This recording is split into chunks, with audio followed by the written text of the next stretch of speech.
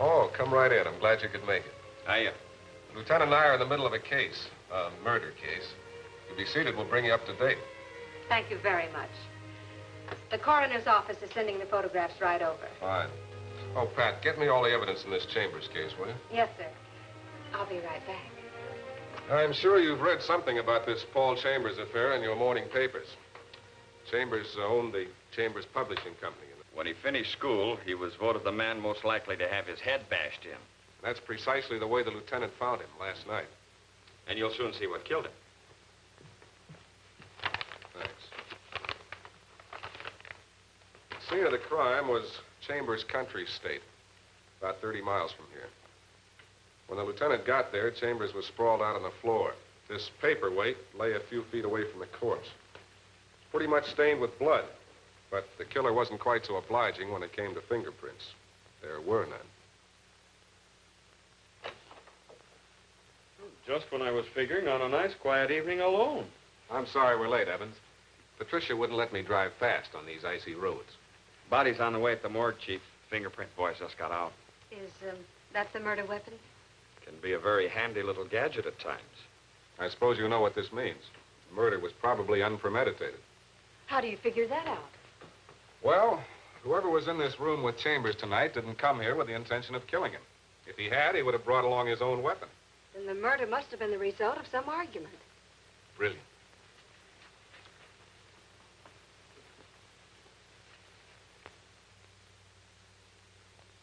I suppose you checked on whom these initials might stand for. Oh, J.O.K. could very well stand for the author's name on this manuscript. Dawn Before Thunder by Jerome O. Kendrick. I had a man pick him up. They ought to be here any minute. Good.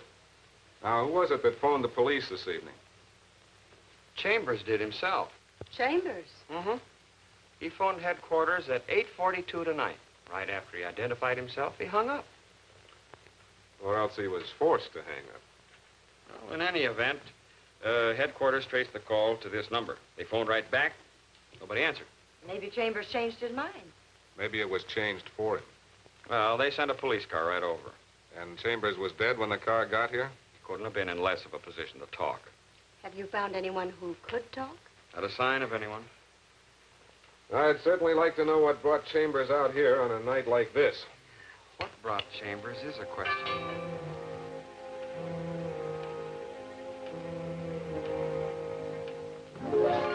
Look who's here. All right, dearie, you don't have to be so physical. What's going on? Look what I found, Lieutenant. Our first suspect. I know this looks very suspicious, Lieutenant. Granted. Come on.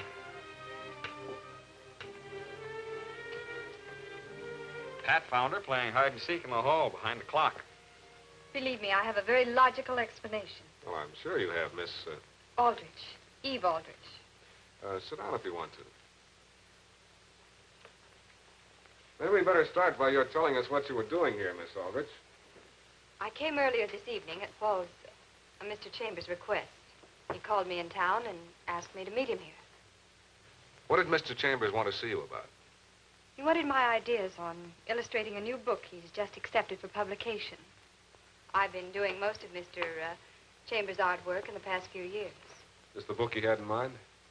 It could have been. Didn't you and Mr. Chambers discuss it? When I got here, Mr. Chambers was dead. Why didn't you call the police? I'll be very frank. Better that way. Paul's past hasn't been a very tidy one. If I were found here, I knew I'd be part of a horrid scandal. I thought it best if it appeared I never came. But just as I was leaving, when the police arrived... So you hid behind the clock? I'd admit it looks dreadfully guilty. But there you have it. That's probably Patrolman Connors with the author of that manuscript. I can bring myself in, thank you. It's a little habit I picked up at the tender age of 3. I trust everything I say will be held against me, so I'll venture nothing more incriminating than a somewhat reluctant good evening. We should have brought an interpreter. You're Kendrick, huh? I assume you know what happened here tonight. One of your bulwarks of civic defense informed me in no uncertain terms. Alas, poor Paul. I always told him he'd never live to see 50. However, I didn't mean that I'd attend to it personally. Well, then maybe you can tell us who did. Well, well, well. If it isn't little Eva. Now tell me, why, with a corpse in the neighborhood, didn't I expect to see you? Jerome, darling, your fangs are showing. When I'm near you, my pet, I like to be dressed for the occasion.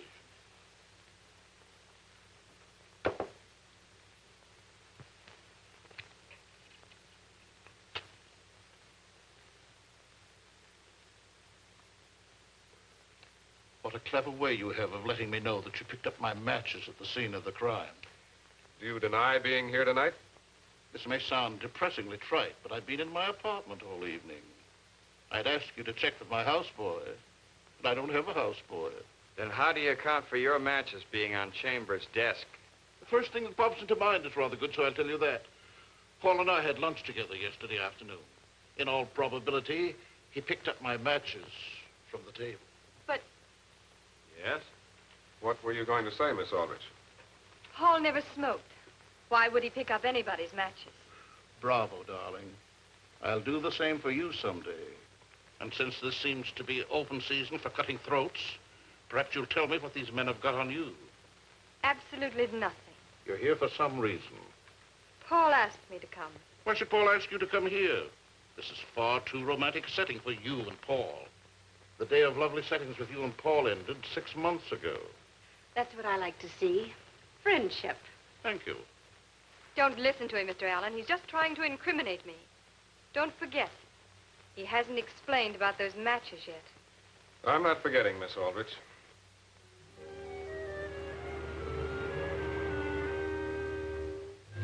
Police, huh? Oh, we just want to ask a few questions, Faber. I want to ask you about your boss, Paul Chambers. Oh, yeah, Chambers. I guess he's pretty sore, all right, about the new car getting all cracked up. But it wasn't my fault. The car skidded. That can happen to any chauffeur, even the best of them. Chambers won't find out about the car or anything else. What do you mean? You'll find out, all right. Chambers was killed tonight. Killed. But I don't get it. Or don't I? You know, I kind of thought something was fishy. Him wanting me to take him way up there on a night like this. What time did you reach the estate tonight? Somewhere around 8, I think. What made you leave? Oh, I guess Chambers didn't want me around. He told me to go into town and take in a movie. You, recognize this? Yeah, sure. It's mine. Smashed when your car cracked up. Look at the time. 5 after 9. So what? Chambers phoned the police about 8:42. We have reason to believe that the murderer was with him then. Still don't know what you're getting at. If, as you say, you left before the murderer arrived, that means you must have been gone before 8:42. Okay, I'll buy that. So maybe I left at 8:32. Still, so what? Then it must have taken you from, say, 8:30 to 5 minutes after 9 to get from the estate to where your car smashed up. That's over half an hour to do 2 miles driving. Oh, I took it slow. How slow can you get? Was your relationship with Chambers a friendly one? Sure. Well, we weren't exactly buddies, no, but yeah, we got along swell. Fine. Well, we'll keep in touch with you. Don't run away. I'll be around. You know, sometimes the best way to ascertain a relationship between a murder victim and a suspect is to examine the dead man's effects. That's right. Last night, when we looked through Chambers' apartment, we found plenty. A flock of IOUs, all signed by Faber. Faber had been borrowing money from his boss. If you ask me, Chief, it's an open and shut proposition. Chambers pressured Faber for the dough. Faber killed him. Well, aren't you forgetting, Lieutenant, that we also found this in Chambers' apartment? PC. Be at your summer estate Friday night, February 12th, 8:30 p.m. If you want your past to remain a secret, don't notify the police. Come alone, I'm serious. If you'll recall, when you dropped in a while ago, the lieutenant and I were examining some newspaper clippings. We found out plenty about Chambers' past. 11 years ago, he served a 4-year stretch for embezzlement. Then after he's released, he changed his name to Chambers and started life all over again. Prison record is something a prominent publisher might want to forget. Well, I think that brings us all up to date on the case. Excuse me, Mr. Allen. Here are the photographs the coroner called you about. Good. These may hold the key to the entire solution. And Charlie Faber has arrived. Oh? It's a little early, isn't he? Have him wait. And use him to separate Jerome and little Eva when they get here. Yes, sir. Yes. This supplies all the evidence I hoped it would. This is a photograph of Chambers' right wrist. Notice the fingerprints left by the grip of somebody's hand, particularly the thumbprint. Now, with Lieutenant Evans' cooperation, I'd like to show you how I think that print got there. Would you sit behind the desk? I'm a guinea pig. Now, I'm the blackmailer. Evans, you're Chambers. Oh, fine. I'm a dead guinea pig, no less. I've just finished threatening you. You don't like it. You call the police. Okay. Well, go on, pick up the phone. Yes, sir? We're just acting, Miss Kelly. Naturally, my first impulse is to stop you. So I grab your wrist, like this. Notice that my thumb is on the outside of Evans' wrist. But if you recall the photograph, the thumbprint was on the inside of Chambers' wrist. Then whoever stopped Chambers from finishing that telephone call must have been left-handed. It certainly looks that way. All we have to do is to figure out which one of our suspects uses his left hand. I know already that one of them does. Hmm? I found it out from these matches. Look at them. A right-handed person invariably pulls off a match from the right side of the pack, like this. Likewise, a left-handed person pulls them off from the left side. You'll notice that all the matches that have been removed were removed from the left side of this pack. Then Kendrick must be the guilty one. Perhaps. But he's the only one of our suspects that doesn't have a motive. That's what I'm going to find out right now. Pat, have all of them arrived? Yes, Mr. Allen, all three. Good, send them in. I think I'll have something for you in a little while. Here they are, Mr. Allen. Miss Aldrich, you sit there. Faber next to Miss Aldrich. Goes without saying where I sit. Now, I've called you all in because I think you're interested in learning who killed Paul Chambers. Evans, give him those pads and pencils. In a moment, I'll tell you why. I'm going to read you a letter. Listen carefully, because I'll read it just once. Then I want you to write down that pad what I've read as best you can. Sign your name.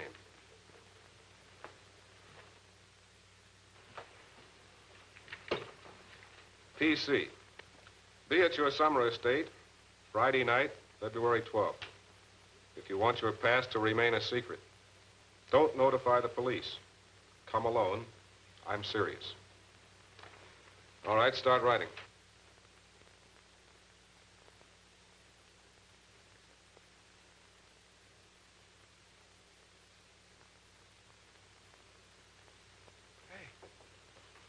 Even Kendrick is using his right hand.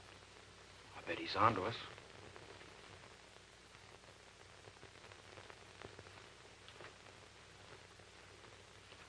This takes me back to elementary school. Sometimes, Mr. Kendrick, the solution to a complicated murder case is an elementary one. Now, I know you're all wondering why I asked you to write those messages. I had thought that one of you would use either his or her left hand. Apparently, I was mistaken. Oh, Kendrick. Thank you. And now that you've succeeded in making me tip my hand, as it were, just what have you proven? That it was you who stopped Chambers from completing his phone call to the police last night. That's ridiculous. I have a photograph of your prints on Chambers' wrist. I could book you on suspicion of murder on the strength of it. I can show you the photograph if you want. Never mind, Allen. I'll tell you what happened. Then you finally do admit that you were with Chambers last night. As I told you before, Chambers and I had lunch together the previous afternoon. We did discuss my novel, but Chambers didn't accept it. You mean he turned it down? I was altogether appalled. I'd spent over a year working on it, and only because Chambers had promised to buy it. Well, go on. Last night, I telephoned his house, and one of the servants told me that he had gone to his estate. So you saw your chance to get to him there. Precisely. I handed him the script again, and I insisted that he reconsider. I told him that if he didn't publish my book, I'd take measures to bring his past to light. And what was his reaction to that? He called me an anonymous blackmailer. Then he started to call the police. I became panicky, and I grabbed his wrist. And when that didn't stop him, you picked up the paperweight and killed him. No, I never touched him. Thank you, Kendrick. I put the pressure on you because I had to know how you figured in this. It just so happened that you blundered in on Chambers when he had a rendezvous with someone else. That someone else was one of you, too. Each of you had a motive. Yours, Faber, was a financial one. You owed Chambers a lot of money. Yours, Miss Aldrich, was romantic. Chambers was going to marry another woman. Something just gave one of you away, and here it is. When I read off that blackmail message, I purposely omitted one small detail, the exact time of the rendezvous. The murderer knew that time and subconsciously wrote it down, even though I hadn't mentioned it. Yes, Miss Aldrich. You arrived at the estate about 8:30. Kendrick was with Chambers, so you hid until he left. Then you confronted Chambers. You threatened him. Unless he gave up the other woman, you'd reveal his past.